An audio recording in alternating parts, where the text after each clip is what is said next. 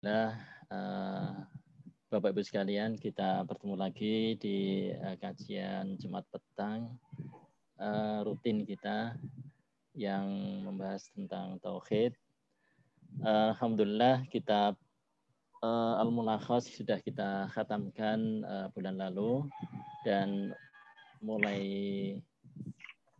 pekan ini setiap Jumat pertama insya Allah kita akan membahas kitab tauhid yang lain, yaitu kitab Al-Usul Usul Al-Iman yang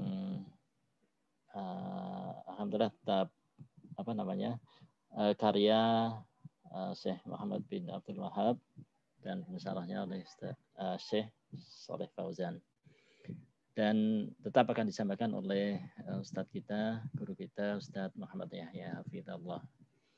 Untuk menyingkat waktu, silakan Ustadz, kajian dimulai. Baik. Bismillahirrahmanirrahim. Innalhamdulillah nahmaduhu wa nasta'inuhu wa nastaghfiruh wa na'udzu billahi min syururi anfusina wa sayyiati a'malina. May yahdihillahu fala mudhillalah wa may yudlil fala hadiyalah. Wa asyhadu an la ilaha illallah wahdahu la syarikalah. Wa asyhadu anna Muhammadan 'abduhu wa rasuluhu amma ba'd. Jemaah sekalian yang dimuliakan Allah, segala puji baginya yang telah memberikan berbagai macam anugerah kepada kita. Salawat serta salam semoga selalu tercurah pada Nabi kita, Nabi Muhammad SAW, keluarganya, para sahabatnya, dan orang-orang yang mengikuti jejak mereka dengan kebaikan hingga hari kiamat. Pada sore hari ini kita akan bahas kitab baru, ya, judulnya.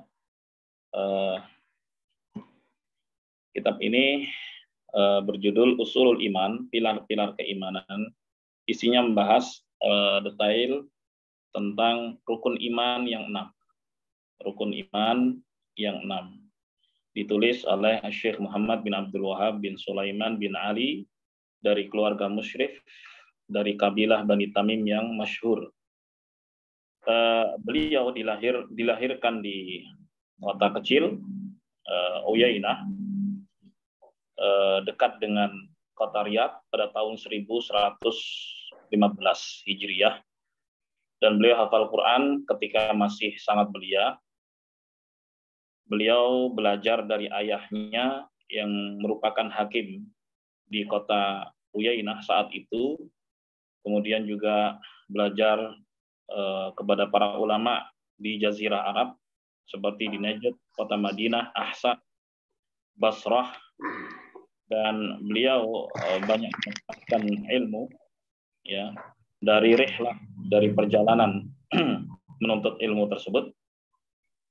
Dan kemudian beliau fokus berdakwah, khususnya mengingatkan manusia untuk berpegang dengan akidah yang benar, akidah tauhid, dan mewaspadai bahaya kesyirikan, khurafat, dan yang lainnya. Dan beliau menghabiskan hidupnya sampai wafat sebagai dai, pengajar orang-orang munkar, ya, di kota Riyadh dan sekitarnya, ya, dan beliau wafat tahun 1206 Hijriah. Jadi kira-kira sudah 3 abad yang lalu, ya, atau 2 abad yang lalu. Baik. Nah, kemudian karya beliau ini diulas oleh Syekh Saleh Fauzan, Dr. Saleh bin Fauzan bin Abdillah dari keluarga Al-Fauzan. Beliau bagian dari kabilah Dawasir. Dari kabilah Dawasir, beliau dilahirkan tahun 1354 Hijriah. Ya. Beliau menjadi anak yatim karena orang tuanya meninggal dunia, ayahnya meninggal dunia ketika masih kecil. Beliau belajar Al-Quran dan sampai akhirnya beliau selesai mendapatkan gelar doktor. Kemudian aktivitas beliau setelah menyelesaikan sekolah beliau mengajar di sekolah tinggi, ya, sekolah tinggi agama di Arab Saudi sana. Di kuliah Usuluddin, kemudian di kuliah kehakiman, dan beliau menjadi direktur sekolah tinggi kehakiman di sana, dan sampai akhirnya beliau menjadi anggota Lajnah Daimah di Ifta, MUI-nya kalau di Indonesia, ya. Sampai sekarang, dan umurnya sudah kira-kira 90 tahunan, sudah sangat sepuh. Nah, beliau mengulas kitab Ushulul Iman tersebut. Baiklah, itu sedikit tentang biografi penulis dan pensyarah atau pengulas kitab ini, Ushulul Iman. Jemaah sekalian yang dimuliakan Allah, kita langsung masuk kepada kitab kita, ya. Nah, qala al-mu'allifu rahimahullah, bismillahirrahmanirrahim. Wa bihi nasta'in. Bab pertama, bab ma'rifatillahi ta'ala wal imanu bih. Bab tentang mengenal Allah Subhanahu wa taala dan beriman kepadanya. Dalam bab ini dibawakan hadis yang pertama dari Abu Hurairah, semoga Allah meridainya. Beliau berkata, Rasulullah Shallallahu Alaihi Wasallam bersabda, qala Allah Ta'ala, Allah Subhanahu Wa Ta'ala berfirman, ana aghna syuraka ani syirki, man amila amalan asyraka fihi ma'i ghairi taraktuhu wa syirkah, rawahu Muslim. Allah Subhanahu Wa Ta'ala berfirman, aku tidak butuh dengan sekutu. Barang siapa beramal suatu amalan, dia sekutukan aku di dalam amalan tersebut dengan selainku, maka aku tinggalkan dia dan sekutunya. Hadis diriwayatkan oleh Muslim nomor 2985. Hadis ini merupakan salah satu hadis kudusi, yaitu yang diriwayatkan oleh Nabi Shallallahu Alaihi Wasallam dari Allah Subhanahu Wa Taala. Lafaz dan maknanya dari Allah Subhanahu Wa Taala. Lafaz dan maknanya dari Allah Subhanahu Wa Taala. Jadi Allah Subhanahu Wa Taala berbicara. Jadi ini yang diucapkan, ya, adalah dari Allah Subhanahu Wa Taala. Baik. Kemudian Rasulullah Shallallahu Alaihi Wasallam meriwayatkannya dan menyampaikannya kepada umatnya. Baik. Di sini Nabi Shallallahu Alaihi Wasallam mengatakan, qala Allah Ta'ala, Allah Subhanahu Wa Ta'ala berfirman, fihi itsbatul qaul wal kalam lillah. Ya, di sini terdapat penetapan bahwa Allah Subhanahu Wa Ta'ala berbicara. Wa hadhihi sifatun min sifatihi Subhanahu wa Ta'ala. Dan ini merupakan salah satu sifat Allah Subhanahu Wa Ta'ala. Baik. Kemudian Allah Subhanahu Wa Ta'ala berfirman, ana aghna syuraka yani syirik. Aku paling tidak butuh dengan sekutu. Di sini terdapat faedah itsbatul ghina lillahi azza wa jal, penetapan kemahakayaan Allah Subhanahu wa Ta'ala, bahwa Allah tidak butuh dengan apapun. Allah Subhanahu wa Ta'ala tidak butuh dengan apapun. Allah Jalla wa Ala yaqul, Allah Subhanahu wa Ta'ala berfirman dalam surat Yunus ayat 68, huwal ghani, dia Allah Subhanahu wa Ta'ala maha kaya, lahu ma fis samawati wa ma fil ard, miliknya apa yang ada di langit dan apa yang ada di bumi. Jadi Allah Subhanahu wa Ta'ala maha kaya, nggak butuh dengan makhluknya sama sekali, nggak butuh pembantu, nggak butuh sekutu, nggak butuh penolong sama sekali. Iya. Sementara sebaliknya, makhluk Allah Subhanahu wa Ta'ala yang butuh kepadanya. Allah Subhanahu wa Ta'ala berfirman dalam surat Fatir ayat 15, ya ayyuhan nas antumul fuqara'u ilallah.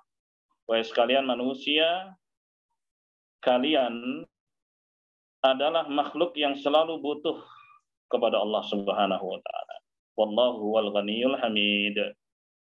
Dan Allah Subhanahu wa taala Maha Kaya lagi Maha terpuji. Maka di dalam ayat ini terdapat pensifatan Allah Subhanahu wa taala dengan Maha Kaya. Ya, sekaligus di dalam ayat ini penafian syirik dari Allah. Allah nggak punya sekutu sama sekali. Ya. Id laisa lahu syarikun fil mulk wa laisa lahu syarikun fil ibadah. Ya, di mana tidak ada sekutu bagi Allah di dalam kerajaannya. Sebagaimana tidak ada sekutu di dalam beribadah kepadanya. Ya. Jemaah sekalian yang dimuliakan Allah.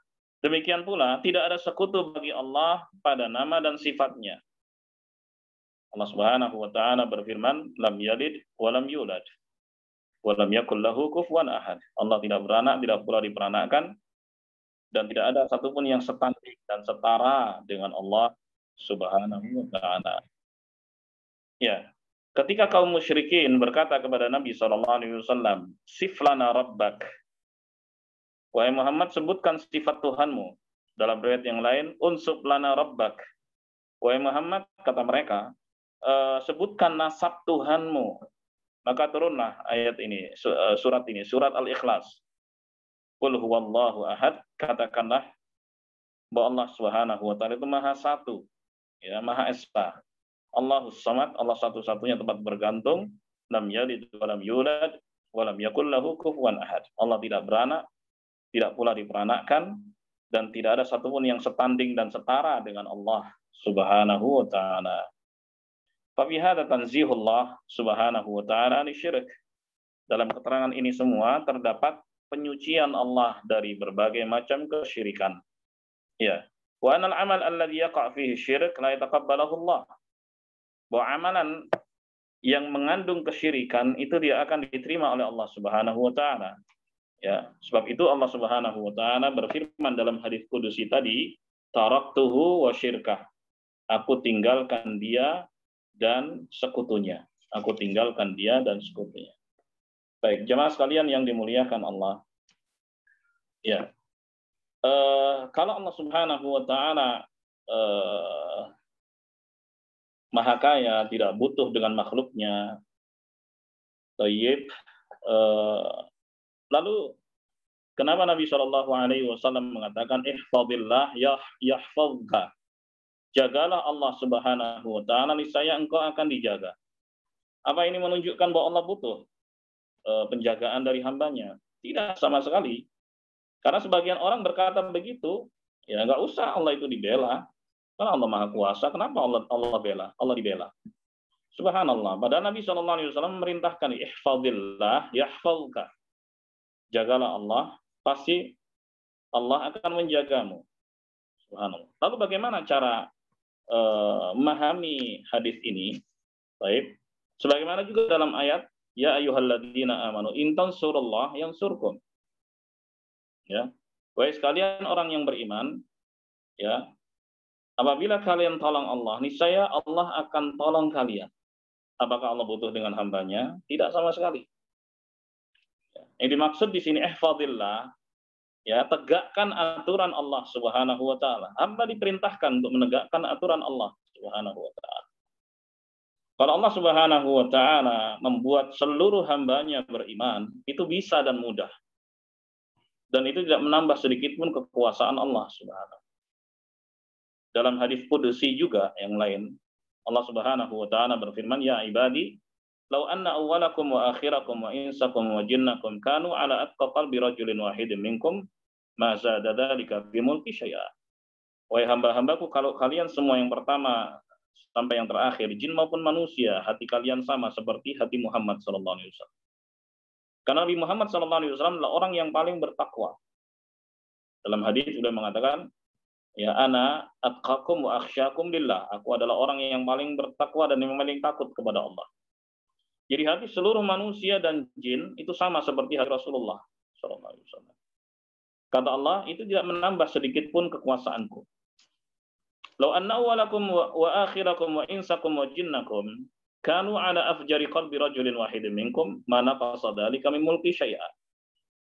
Seandainya kalian semua dari yang pertama sampai yang terakhir, jin maupun manusia, hati kalian sama seperti iblis, itu tidak mengurangi sedikit pun kekuasaan. Allah nggak butuh dengan hambanya. Oke.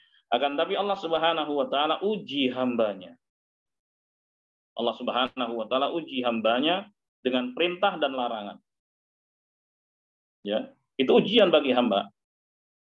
Baik, dan Allah Subhanahu wa taala berikan hak pilih kepada hamba-hambanya untuk beriman ataupun untuk ingkar. Dikasih hak pilih, tapi Allah Subhanahu wa taala akan tuntut pertanggungjawaban. Dan Allah janjikan bahwa mereka yang beriman akan mendapatkan surga, dan mereka yang ingkar kepada Allah Subhanahu wa taala akan dapat neraka. Nah, Allah Subhanahu wa taala ingatkan kepada hamba-hambanya, kalau mereka menegakkan aturan Allah, itu ujian juga bagi mereka. Niscaya Allah akan tolong mereka. Itu makna intan surullah yang surga. Demikian pula, ihfadillah yahfadka, jagalah Allah, jagalah aturan Allah, tegakkan aturan Allah. Sama seperti hafidhu ala sholawati was sholatil wusta, jagalah sholat 5 waktu. Jaga itu dikerjakan, untuk ditegakkan. Khususnya sholat asar. Jadi jamaah sekalian yang dimuliakan Allah, bukan berarti kita mau bela-belain Allah Subhanahu wa taala. Kekuatan kita nggak ada apa-apanya, begitu. Tapi yang dimaksud di situ tegakkan aturan Allah Subhanahu wa taala di bumi. Dan itu ujian dan cobaan karena nggak mudah. Allah jadikan di antara kita manusia itu sebagai cobaan satu sama yang lainnya. Itu. Jadikan cobaan. Karena nggak semua orang sepakat untuk mengikuti maunya Allah Subhanahu wa taala. Sebab manusia diberi hawa nafsu. Demikian pula setan-setan memainkan hawa nafsu itu untuk mengelabui manusia agar ikut mereka. Maka pastilah terjadi ya pertentangan di situ antara yang hak dengan yang batil, dan akan terus begitu sampai hari kiamat. Sampai hari kiamat akan terus ada. Ya, jemaah sekalian yang dimuliakan Allah, maka itu ujian dan cobaan. Semua di dalam kehidupan dunia ini adalah ujian dan cobaan. Allah Subhanahu wa taala berfirman, Alif Lam Mim, hasiban nasu ayyutraku ayyaqulu amanna wa hum la yuftanun. Alif Lam Mim, apakah manusia mengira bahwa mereka dibiarkan untuk berkata kami beriman, kemudian tidak diuji? Pasti diuji. Walaqad fatanna alladziina min qablihim fala ya'lamanna Allahu alladziina shadaqu wa la ya'lamanna al-kadzibin. Sungguh Allah Subhanahu wa taala telah menguji orang-orang sebelum mereka. Karena Allah Subhanahu wa taala tahu siapa di antara mereka yang jujur keimanannya dan siapa di antara mereka yang dusta. Hadirin sekalian jamaah yang dimuliakan Allah. Jadi makna menolong Allah Subhanahu wa taala yang dipikir menolong ya fisik seakan-akan bahwa Allah itu lemah, tidak, bukan begitu. Artinya tegakkan aturan Allah Subhanahu wa taala, pasti akan diganjar kebaikan oleh Allah Subhanahu wa taala dunia maupun akhirat. Hadirin sekalian yang dimuliakan Allah. Selesai bab pertama. Masuk bab kedua. Nafyun naum 'anillahi subhanahu wa ta'ala. Ya. Penafian tidur dari Allah Subhanahu wa taala, bahwa Allah tidak tidur.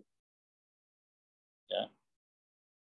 Dalam hal ini dibawakan hadis dari Abu Musa al-Asy'ari, semoga Allah meridainya, diriwayatkan oleh Imam Muslim, nomor hadis 179. Abu Musa al-Asy'ari, semoga Allah meridainya, berkata, qama fina Rasulullah sallallahu alaihi wasallam. Suatu ketika Nabi Shallallahu Alaihi Wasallam berdiri menyampaikan beberapa kalimat, ya, kepada kami, kata beliau, 5 kalimat, 5 kalimat. Faqala, beliau mengatakan yang pertama, Innallaha ta'ala la yanamu wa la yanbaghi lahu ay yanam. Sungguhnya Allah Subhanahu wa taala tidak tidur dan tidak sepatutnya Allah itu tidur. Ya, ini pertama. Yakhfidul qista wa yarfa'u. Allah Subhanahu wa taala merendahkan timbangan dan mengangkatnya. Yurfa'u ilaihi 'amalul lail qabla 'amalin nahar. Diangkat kepada Allah amalan-amalan yang dilakukan di malam hari sebelum amalan-amalan yang dilakukan di siang hari. Wa amalun nahari qabla amalil lail. Dan amalan siang hari sebelum amalan malam hari. Kemudian Nabi mengatakan hijabuhun nur. Hijab Allah adalah cahaya. Lau kasyafa la ahraqat subuhat wajhih man taha ilaihi basaruhu min khalqih. Seandainya Allah singkap hijab tersebut, niscaya sinar wajah Allah Subhanahu wa taala akan membakar seluruh yang dipandang oleh Allah Subhanahu wa taala dari ciptaan-ciptaannya. Jemaah sekalian yang dimuliakan Allah, hadis ini adalah hadis yang agung, isinya mengenal lebih dekat Allah Subhanahu wa taala. Baik. Kalimat pertama Nabi SAW mengatakan innallaha ta'ala la yanam. Sungguhnya Allah tidak tidur. Ya. Di sini Allah Subhanahu wa taala menafikan dari dirinya tidur. Allah nafikan tidur dari dirinya. Baik, di dalam Al-Qur'an ya Al-Baqarah 255 yang dikenal dengan ayat kursi la ta'khudhuhu sinatu wa la naum. Allah Subhanahu wa taala tidak ngantuk, tidak pula tidur. Ya, tidak ngantuk, tidak pula tidur. Baik, karena an-naumu akhul maut. Dalam hadis yang lain, Rasulullah SAW mengatakan, tidur itu saudaranya kematian. Dan tidur disebut mautatun sughra, kematian kecil.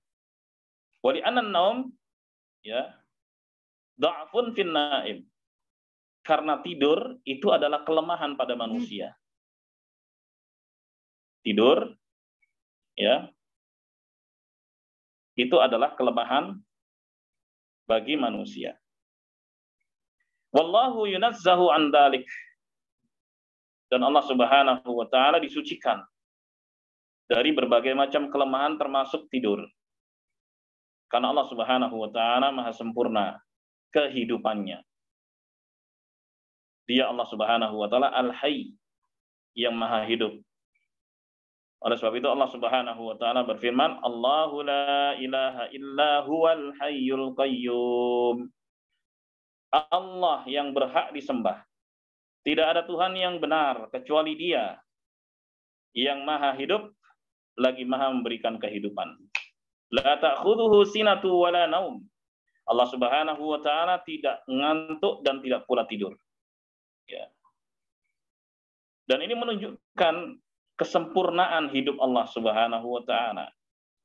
Kesempurnaan hidup Allah Subhanahu wa taala. Ya berbeda dengan makhluk. Makhluk butuh tidur. Ya. Ini menunjukkan kelemahan pada makhluk. Lalu Nabi SAW mengatakan, wala yambaghi lahu ayyanam. Dan tidak sepatutnya Allah tidur. Ya, karena tidak layak. Tidak layak bagi kesempurnaan Allah Subhanahu wa taala. Li'annahul kamil fi hayatihi wa qayyumiyyatihi jalla wa ala. Karena Dia Allah Subhanahu wa taala sempurna. Ya, kehidupannya dan kemandiriannya. Fa huwa munazzahun an hadhihi sifah.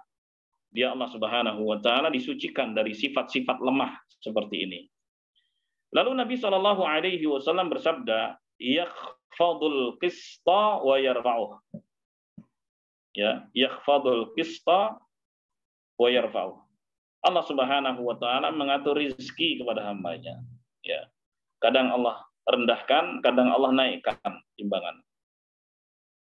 Yunazzilu ala ibadihi arzaqahum wa ma katabahu subhanahu wa ta'ala lahum. Allah Subhanahu wa taala atur rizki hamba-hambanya dan apa yang Allah tetapkan pada mereka.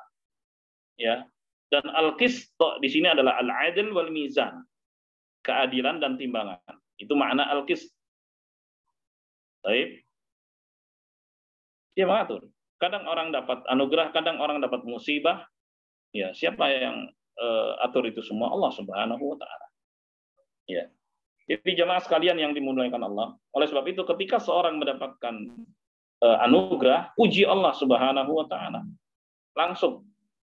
Walaupun sebabnya dari orang, puji Allah yang pertama kali, hakikatnya dari Allah Subhanahu wa taala. Alhamdulillah. Kalau kita berterima kasih kepada orang yang telah berbuat baik kepada kita, Ya pertama kita katakan alhamdulillah, kemudian saya ucapkan terima kasih kepada Anda yang telah membantu saya. Semacam itu.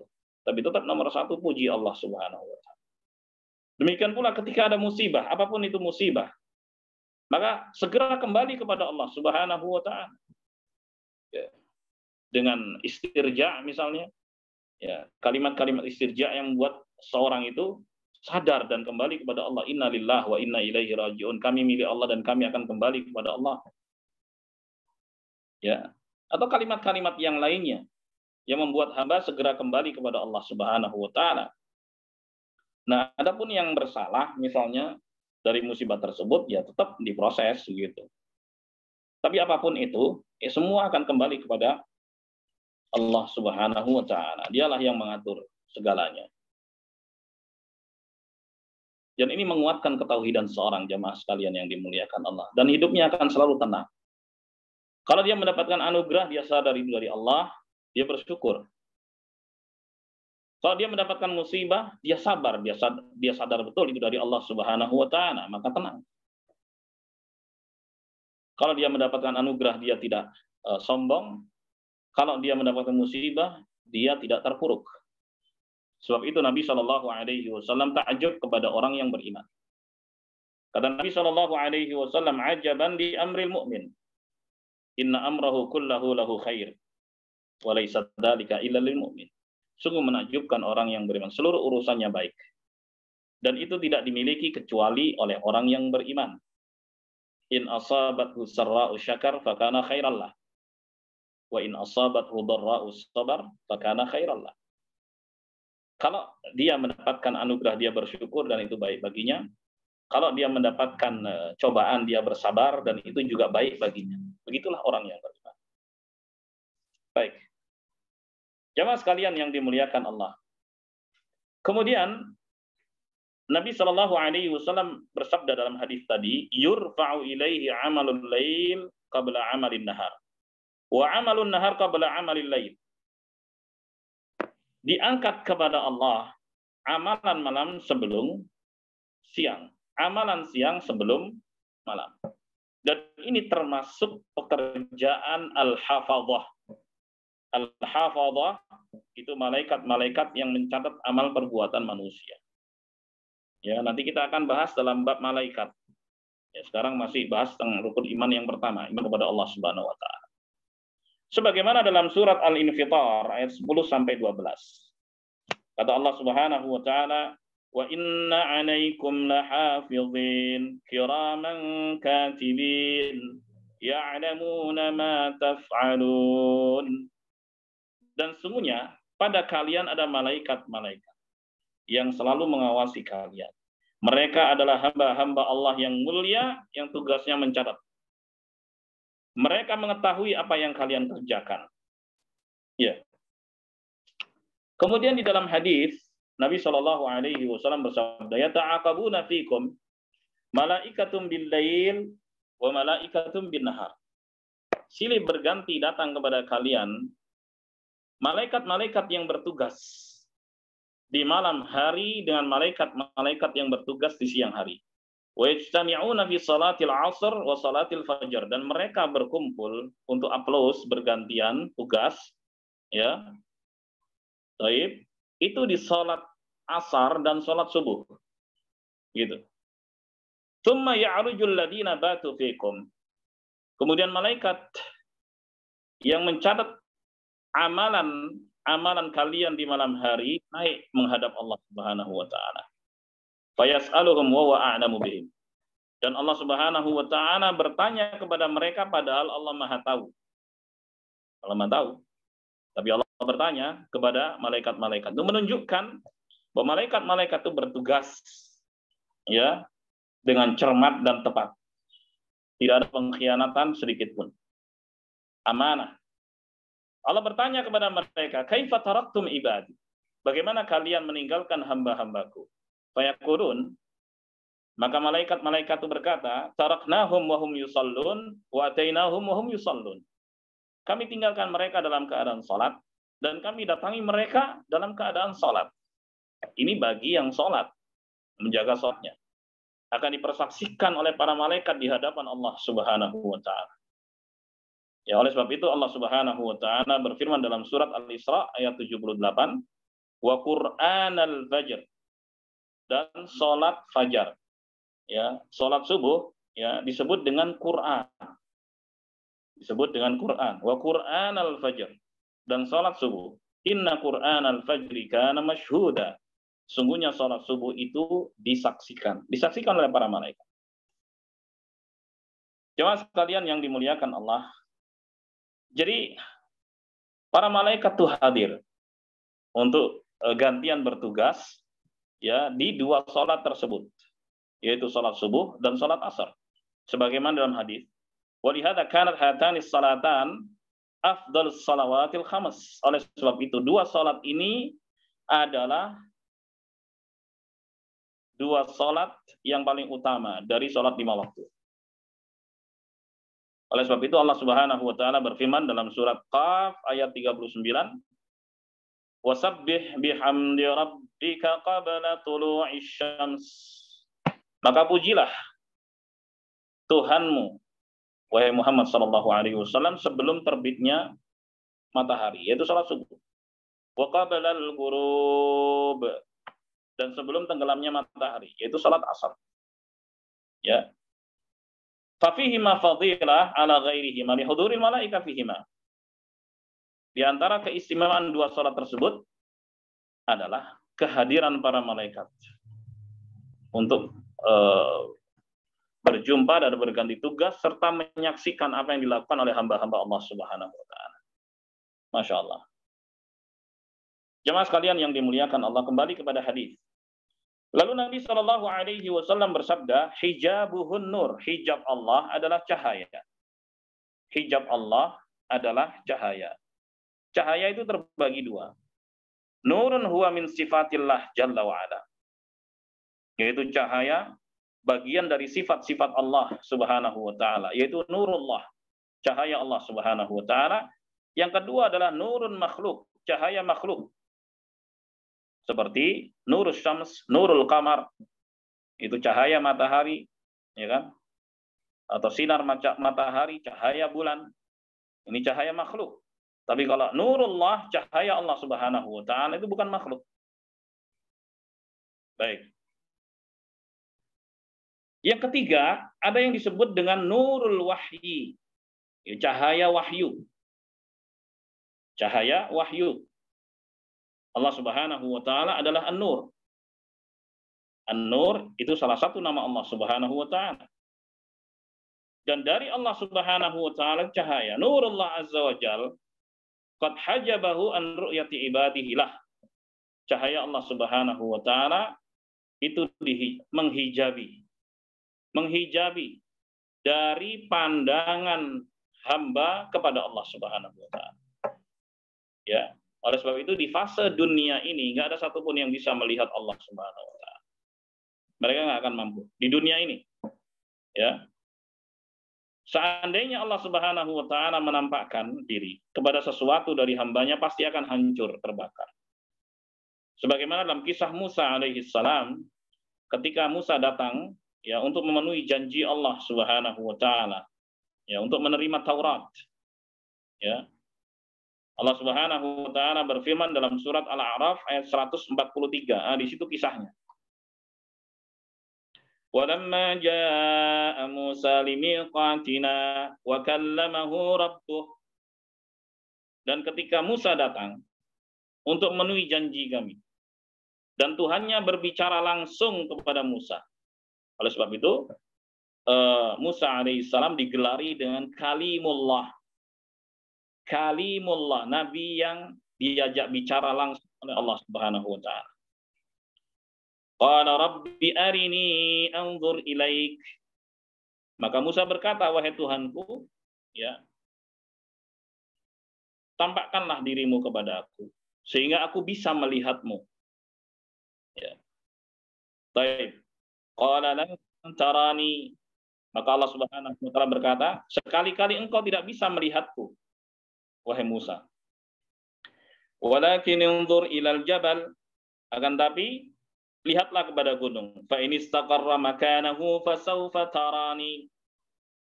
Apabila gunung itu tetap pada posisinya, niscaya engkau bisa melihatku. Falamma tajalla rabbuhu lil jabali ja'alahu dakka. Jadi ketika Allah menampakkan diri kepada gunung, hancurlah gunung itu. Ya, gunung yang besar, yang kokoh itu hancur berkeping-keping. Ya, hancur berkeping-keping, hancur menjadi debu. Wa kharra Musa sa'iqa, dan Musa pun pingsan. Musa pingsan. Falamma afaqa qala subhanak. Ketika Musa siuman, maka Musa berkata, Maha suci engkau ya Allah. Tubtu ilaik, aku bertobat kepadamu. Wa ana awwalul mu'minin, dan aku adalah orang yang pertama-tama beriman kepadamu ya Allah. Jadi nggak ada satupun orang di dunia yang bisa melihat langsung Allah Subhanahu wa taala. Ya, bahkan Nabi Muhammad SAW pun ketika dalam peristiwa Mi'raj menghadap Allah langsung, beliau nggak bisa melihat Allah Subhanahu wa taala. Beliau ditanya oleh Abu Dzar Al-Ghifari dalam hadis yang diriwayatkan oleh Muslim nomor 178. Hadis Abu Dzar Al-Ghifari. Setelah selesai peristiwa Isra dan Mi'raj, Nabi tanya, "Hal ra'aita rabbak?" Wahai Rasulullah, apakah engkau melihat Tuhanmu? Maka Nabi SAW bersabda, "Nurun anna ara." Hanya cahaya, aku nggak bisa melihat. Ini persis seperti yang beliau katakan, hijabuhun nur. Hijab Allah adalah cahaya. Hijab Allah adalah cahaya. Akan tetapi kelak jamaah sekalian yang dimuliakan Allah, dan ini menjadi nikmat tertinggi penduduk surga, mereka bisa melihat langsung Sang Pencipta Subhanahu wa taala. Nabi Shallallahu alaihi wasallam yang mengatakan dalam hadis yang sahih, "Innakum satarawna rabbakum ayanan." Sesungguhnya kalian akan melihat Tuhan kalian secara langsung, dan itu nikmat terbesar bagi penduduk surga sampai mereka lupa dengan nikmat-nikmat sebelumnya. Sampai mereka terlupakan dengan nikmat-nikmat saking lezatnya memandang langsung Sang Pencipta yang di fase dunia ini nggak pernah terlihat. Ya, sebagai anugerah akan keimanan mereka kepada Allah Subhanahu wa taala, dan semoga kita termasuk bagian dari mereka. Amin ya rabbal alamin. Dalam riwayat yang lain Nabi Shallallahu alaihi wasallam bersabda, "Innakum satarawna rabbakum kama tarawnal qamar lailatal badr la tudamuna fi ru'yati." Sungguhnya kalian bakal melihat Tuhan kalian sebagaimana kalian melihat bulan purnama, di mana kalian nggak perlu berdesak-desakan ketika melihat. Bukan Allah seperti bulan, akan tapi cara kita melihat, ya, seperti cara kita melihat bulan. Ya, di malam hari, dimanapun kita berada yang mendapati fase malam, kita bisa melihat bulan tanpa harus desak-desakan. Begitulah penduduk surga di akhirat kelak. Mereka melihat Allah Subhanahu wa taala langsung tanpa desak-desakan sebagaimana diberitakan oleh Nabi Muhammad SAW, dan itu nikmat yang tertinggi bagi penduduk surga. Baik. Jemaah sekalian yang dimuliakan Allah. Jadi cahayanya cahaya itu adalah Allah Subhanahu wa taala. Cahayanya cahaya karena Dia Allah Subhanahu wa taala adalah An-Nur yang maha bercahaya. Maka nggak boleh disematkan kepada makhluk. Ya. Cahaya makhluk seperti cahaya matahari itu makhluk.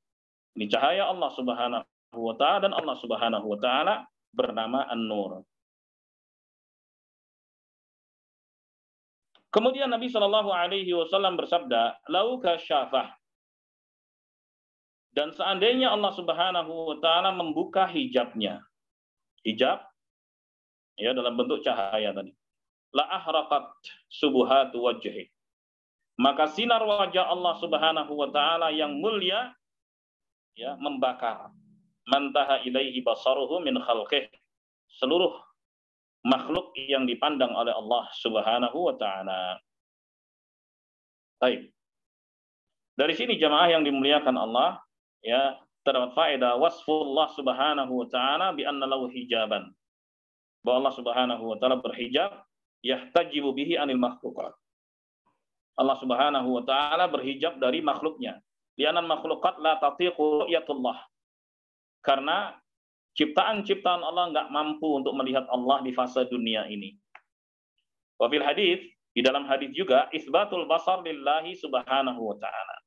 Penetapan bahwa Allah subhanahu wa ta'ala memiliki sifat melihat. Sebagaimana Allah subhanahu wa ta'ala memiliki nama Al-Basir yang maha melihat. Maka dia memiliki sifat melihat. Ya, yang sesuai dengan kebesarannya dan kemuliaannya tidak sama dengan penglihatan makhluknya. Tidak sama dengan penglihatan makhluknya. Karena laisa kamitslihi syai'. Allah tidak serupa dengan apapun. Tapi Allah menetapkan di sini wa huwas samiul basir. Dan dia Allah subhanahu wa ta'ala maha mendengar lagi maha melihat. Jemaah sekalian yang dimuliakan Allah. Di dalam surat Asy-Syu'ara 218 sampai 219. Allah Subhanahu wa taala berfirman, "Alladzi yaraka hina taqum." Dialah Allah Subhanahu wa taala yang melihatmu ketika engkau berdiri salat. Wa taqallubaka fis sajidin. Dan dialah yang melihat gerak-gerikmu di tengah orang-orang yang bersujud. Allah Maha tahu. Ya. Di dalam ayat ini ya terdapat peringatan untuk selalu ikhlas dan tulus dalam beribadah kepada Allah Subhanahu wa taala. Dalam posisi sujud, manusia nggak tahu apa yang terjadi di sekitarnya. Mereka sujud, begitu kan? Saat itu mereka sujud. Allah Subhanahu wa taala Maha mengetahui gerak-gerik mereka. Ya. Sehingga nggak boleh hamba Allah Subhanahu wa taala melakukan ibadah dalam rangka pencitraan sama sekali. Pasti akan diketahui oleh Allah Subhanahu wa taala. Sekaligus ayat ini memerintahkan kita untuk ikhlas beribadah hanya kepada Allah. Itu menjalankan perintah Allah karena Allah Subhanahu wa taala. Fahuwa Subhanahu wa taala yara wa yubsir ibadahu. Dia Allah Subhanahu wa taala melihat hamba-hambanya. Fala yahjubuhu anhu syai'. Ya, tidak tertutup sedikit pun oleh Allah Subhanahu wa taala. Semuanya terbuka, diketahui oleh Allah Subhanahu wa taala. Ya, la judran wala husun wala zulmah wala satair wala aisyai. Apakah tertutup tembok, tertutup benteng, kegelapan dan apapun itu penutup pasti akan diketahui dan dilihat oleh Allah Subhanahu wa taala. Ini membuat hamba semakin dekat kepada Allah. Apapun yang dilakukan hamba pasti akan dilihat oleh Allah Subhanahu wa taala. Yakhfa 'alaihi syai'. Tidak tersamar sedikit pun bagi Allah Subhanahu wa taala. Kemudian di dalam hadis yang agung ini ya, wasfullah Subhanahu wa taala bil hijab. Ya, Allah Subhanahu wa taala ya disifati dengan al-hijab, dihijab. Wa annahu nur. Dan hijab Allah Subhanahu wa taala adalah cahaya. Ya, hijab Allah Subhanahu wa taala adalah cahaya. Wa annahu law kashafa hadzal hijab lahtaraka ma yantahi ilaihi basaruhu min khalqi. Seandainya Allah Subhanahu wa taala buka hijabnya, maka seluruh makhluk yang dipandang Allah akan hancur. Wa basarullah jalla wa ala la yahjubuhu syai'. Sementara penglihatan Allah Subhanahu wa taala tidak terhalang oleh apapun. Semuanya dilihat dan diketahui oleh Allah Subhanahu wa taala. Wa fihi bayanul hikmah minal hijab. Wa hiya kama jaa fil hadits khasyata ay yahtariqa man taha ilaihi basaruhu subhanahu wa ta'ala min khalqihi. Ya. Di sini juga terdapat penjelasan bahwa hikmah hijab tersebut adalah sebagaimana dijelaskan oleh Nabi sallallahu alaihi wasallam bahwa seluruh yang dipandang oleh Allah Subhanahu wa taala apabila hijab itu dibuka maka akan hancur. Wa anal makhluqat la tastati'u muqabalatu jalalillah Subhanahu wa ta'ala. Bahwa makhluk-makhluk Allah enggak mampu dan enggak mungkin bisa berhadapan-hadapan langsung dengan Allah Subhanahu wa ta'ala.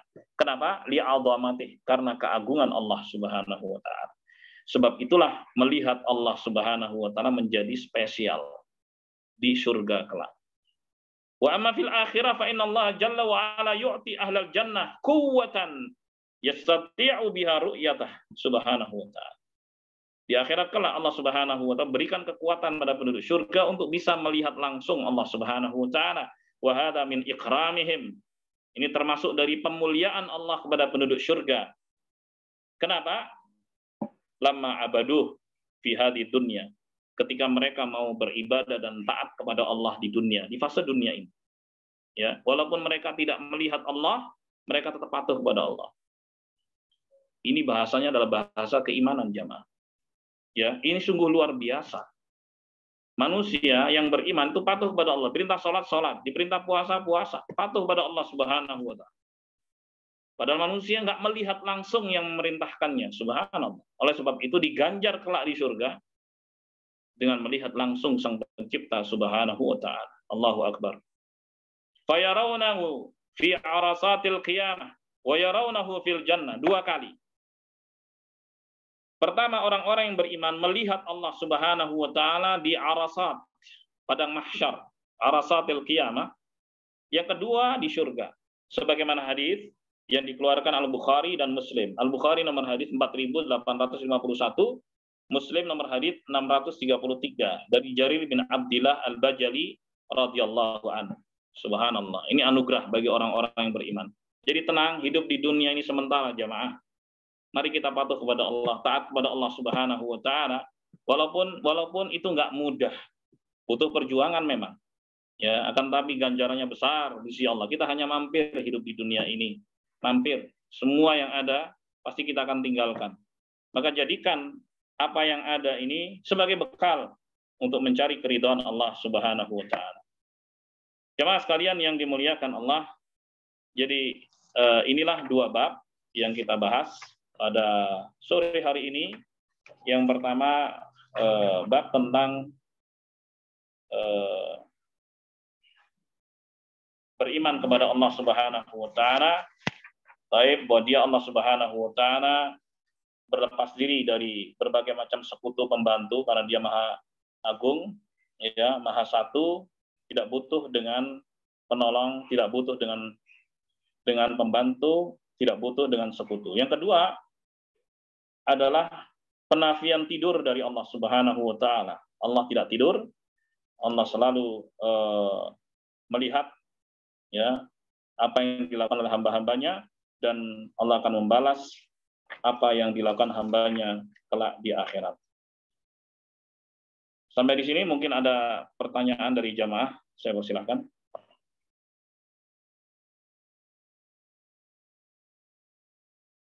Silakan jamaah.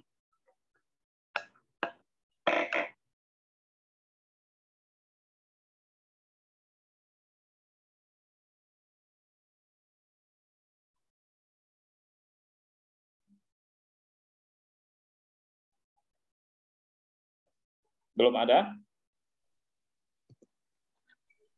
Ada Pak Jat? Belum ada, Ustaz. Bagaimana? Belum ada, Ustaz. Mungkin dilanjut dulu. Baik, kita lanjutkan, masih ada waktu ya. Hadis berikutnya. Wa an Abi Hurairah radhiyallahu anhu marfu'an. Ya. Dan dari Abu Hurairah radhiyallahu an, bahwa Nabi sallallahu alaihi wasallam bersabda dalam hadis yang diriwayatkan Bukhari Muslim. Hadisnya sahih. Bukhari nomor hadis 4684 dan 7411. Muslim nomor hadis 993. Kata Nabi sallallahu alaihi wasallam, yaminullahi mal'a la taghiduha nafaqah sahhaul lail wan nahar. Ara'aitum ma anfaqa mundu khalqis samawati wal ard fa innahu lam yaghib ma fi yaminih wal qistu bi yadihi al ukhra yarfa'u wa yakhfadu. Kata Nabi sallallahu alaihi wasallam, tangan kanan Allah Subhanahu wa taala itu penuh. Ya. Nafkah siang dan malam, tidak mengurangi sedikit pun apa yang ada di tangan kanannya. Kata Nabi SAW, tidakkah kalian tahu apa yang telah Allah infakkan dari sejak Allah ciptakan langit dan bumi? Maka itu tidak mengurangi sedikit pun apa yang ada di tangan kanannya. Wal qistu biyadihil ukhra, sementara timbangan, keadilan, di tangannya yang lain. Yarfa'u wa yakhfadu. Allah angkat dan Allah turunkan. Jemaah sekalian yang dimuliakan Allah, hadis ini ya adalah hadis yang agung, membuat kita mengenal lebih dekat Allah Subhanahu wa taala. Allah Subhanahu wa taala disebut oleh Nabi Shallallahu alaihi wasallam dalam hadis yang sahih ini memiliki tangan yang sesuai dengan kebesarannya dan tidak sama dengan apapun. Di dalam surat Shad ayat 75, Allah Subhanahu wa taala berfirman, "Ma mana'aka an tasjuda lima khalaqtu biyadayya." Apa yang mencegahmu, menghalangimu wahai iblis untuk sujud kepada Adam yang telah aku ciptakan dengan kedua tanganku? Ya. Adam alaihissalam diciptakan ya oleh Allah Subhanahu wa taala dengan kedua tangannya, yang sesuai dengan kebesarannya dan kemuliaannya tidak sama dengan apapun. Di dalam hadis ini juga terdapat wasfullah Subhanahu wa taala bil jaudi wal karam. Bahwa Allah Subhanahu wa taala disifati dengan kebaikan dan kedermawanan. Allah Subhanahu wa taala berinfak atau memberikan anugerah atau rizki kepada hamba-hambanya siang dan malam, terus menerus. Ya, maka Nabi Shallallahu Alaihi Wasallam mengajak kita berpikir, bayangkan sejak Allah ciptakan langit dan bumi sampai sekarang, berapa banyak anugerah yang Allah berikan kepada hamba-hamba, tapi itu tidak mengurangi sedikit pun apa yang ada di tangan kanannya. Allahu Akbar. Dalam surat Al-Munafiqun ayat ke-7, Allah Subhanahu wa taala berfirman, "Walillahi khazainus samawati wal ard, walakinnal munafiqina la yafqahun." Dan milik Allah perbendaharaan langit dan bumi. Akan tapi orang-orang munafik itu nggak paham. Maka seluruh rizki yang dianugerahkan kepada manusia, binatang, dan seluruh makhluk Allah Subhanahu wa taala, ya sebegitu banyaknya, itu tidak mengurangi sedikit pun apa yang ada di tangan Allah Subhanahu wa taala. Nggak berkurang sedikit.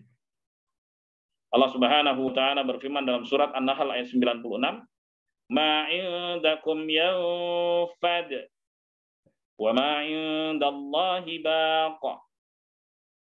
Apa yang ada di sisi kalian pasti akan habis, dan apa yang di sisi Allah Subhanahu wa taala itu kekal. Jemaah sekalian yang dimuliakan Allah. Ya. Dalam hadis yang lain, hadis kudusi, Allah Subhanahu wa taala berfirman, "Lau anna awwalakum wa akhirakum wa insakum wa jinnakum qamu fi sa'idin wahid." Kalau seandainya kalian semua, yang pertama sampai yang terakhir, jin maupun manusia, berada di satu tempat, ya, saking banyaknya, saking luasnya tempat itu, fasa'aluni, kemudian kalian semua meminta kepadaku, fa'taitu kulla insanin mas'alatah, maka masing-masing aku akan beri sesuai dengan permintaannya. Mana qasadzalika mimma indi, itu semua tidak mengurangi sedikit pun perbendaharaanku. Illa kama yanqusul mikhyata idza udkhilal bahr, kecuali berkurangnya seperti tetesan air dari ujung jarum yang dicelupkan ke samudra. Diangkat jarumnya, ada tetesan itu.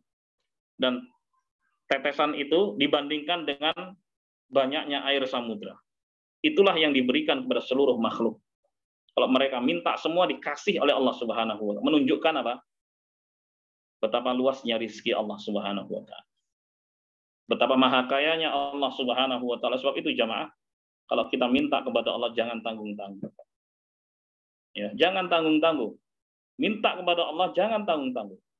Begitulah anjuran dari Nabi kita Muhammad Sallallahu Alaihi Wasallam. Minta yang tertinggi, minta yang terbaik, pasti Allah Subhanahu Wa Taala kasih. Yakinlah. Yang jadi masalah itu kembali kepada keyakinan masing-masing. Kadang-kadang ada orang yang nggak percaya atau ragu kepada kemahakayaan Allah Subhanahu Wa Taala. Ketika dia minta, masa iya sih? Apa iya sih? Dia merasa begitu. Jangan ragu. Minta yang tertinggi, minta yang terbaik kepada Allah Subhanahu wa taala. Ya. Bahkan minta surga Firdaus sekalipun. Itu perintah dari Nabi, anjuran dari Nabi SAW. Jangan tanggung-tanggung minta kepada Allah. Tayyib, karena dalam hadis kudusi Allah berfirman, ana inda dhanni abdi bi. Aku tergantung dari prasangka hamba. Bagaimana hamba berprasangka kepada Allah, begitulah Allah kepada hamba. Kalau hamba yakin kepada Allah, pasti Allah akan kasih, dia akan dapatkan. Ya. Jemaah sekalian yang dimuliakan Allah. Baik.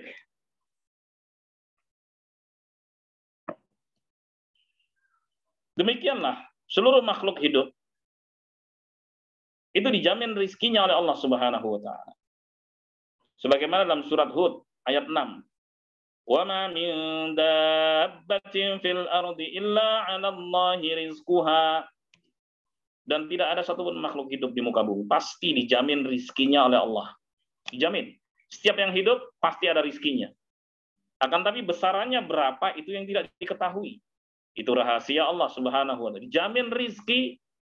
Baik, ya. Ya. Jadi orang yang masih hidup pasti ada, karena rizki dengan ajal itu sepaket. Ya. Kalau orang nggak ada rizkinya pasti mati dia. Pasti mati. Ya, atau sebaliknya orang mati terputus rizkinya, selesai. Tapi orang hidup pasti dijamin rizkinya oleh Allah Subhanahu wa taala.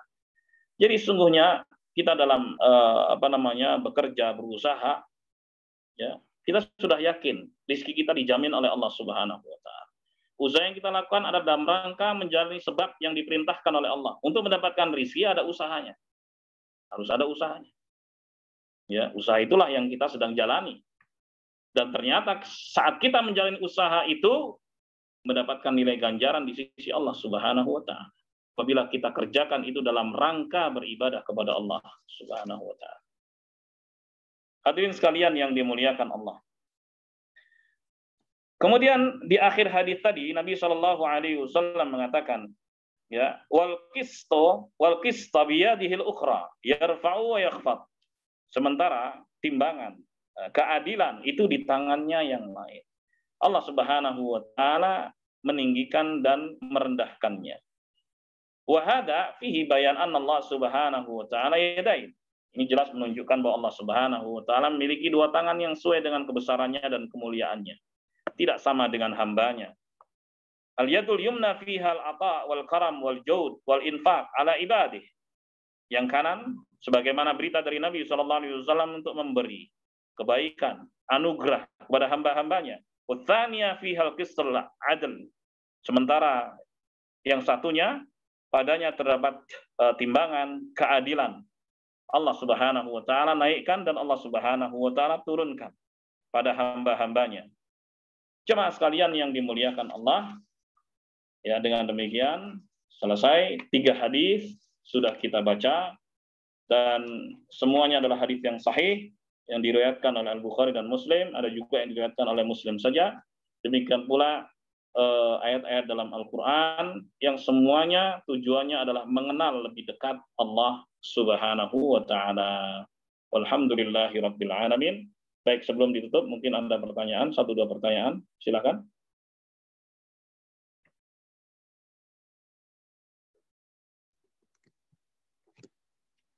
Silakan teman-teman yang ingin bertanya.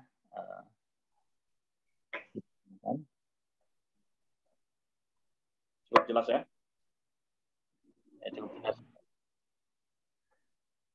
Alhamdulillah.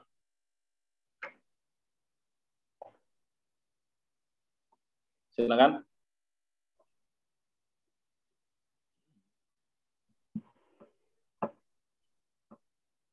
Kayaknya nggak ada, Ustaz. Mungkin langsung saja.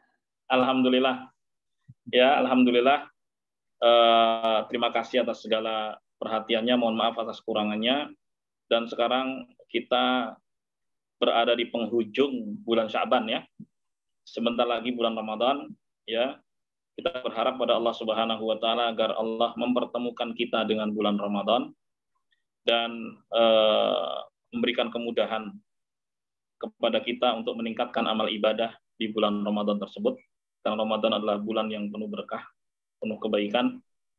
Maka merugilah orang yang tidak mendapatkan kebaikan dengan kedatangan bulan Ramadan. Maka kita mohon kepada Allah sekali lagi agar Allah memberikan kemudahan kepada kita untuk berjumpa kembali dengan bulan Ramadan. Amin ya rabbal alamin. Sebagaimana dahulu para salafus saleh ketika di penghujung bulan Sya'ban mereka mohon kepada Allah agar dipertemukan kembali dengan bulan Ramadan. Baiklah, kurangnya mohon maaf, sekali lagi mohon maaf. Kita akhiri subhanakallahumma wa bihamdik asyhadu an la ilaha illa anta astaghfiruka wa atubu ilaik. Wassalamualaikum warahmatullahi wabarakatuh. Waalaikumsalam warahmatullahi wabarakatuh. Jazakallah khairan Ustaz. Ya, terima kasih semuanya. Allah Pak Ustaz. Terima kasih. Baik. Bagaimana kita umatnya mengenang sosok Nabi Musa.